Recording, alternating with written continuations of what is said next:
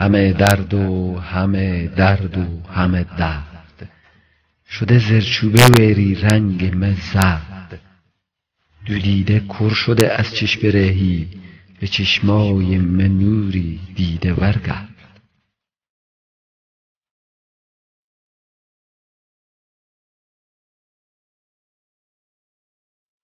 به فرش غم بشیشتم ور نگشته، تمام شهر گشتم ور نگشته.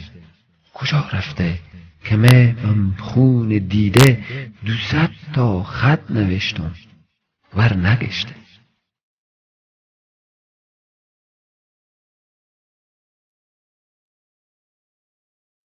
دلم از غصه جو جو شد برفتی، به کنج سینه پرتو شد برفتی.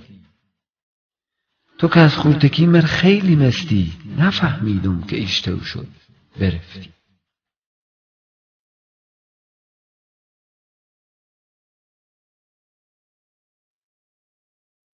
دلم خونه، دلم تریش تریشه، غما سنگ دل من مثل شیشه. به او میگم یله کن عشق و مشقه، دل پس مرگ من رزی نمیشه.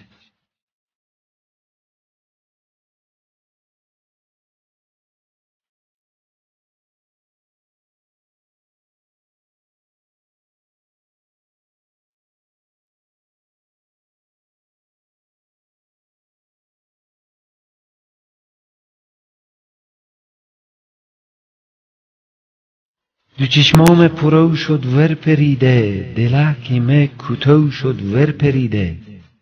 برفتی وقت کشت و کار گندم، بیا وقت درو شد ور پریده.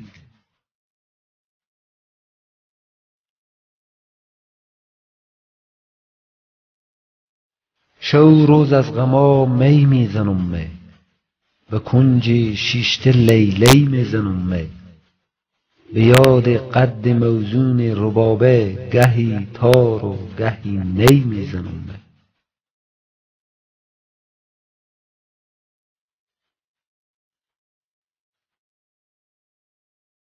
دلم از غم رها خوا شد نخوا شد،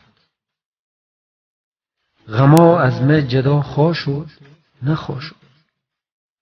نصیب مه غریب جلج قندی، همو دندان طلا خوا شد نخوا شد.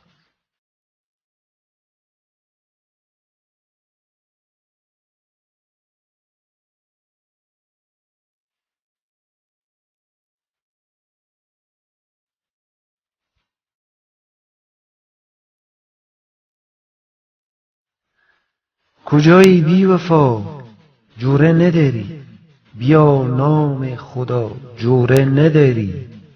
به شهر خوب رویان خراسان، میان دخترا جوره نداری. ز هجران تو پرپر میزنه دل، گهی بم سیم آخر میزنه دل.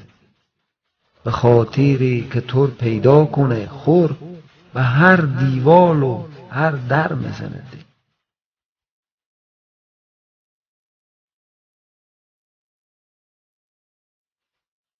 شاعر آصف رحمانی. دکلمه حیدریار.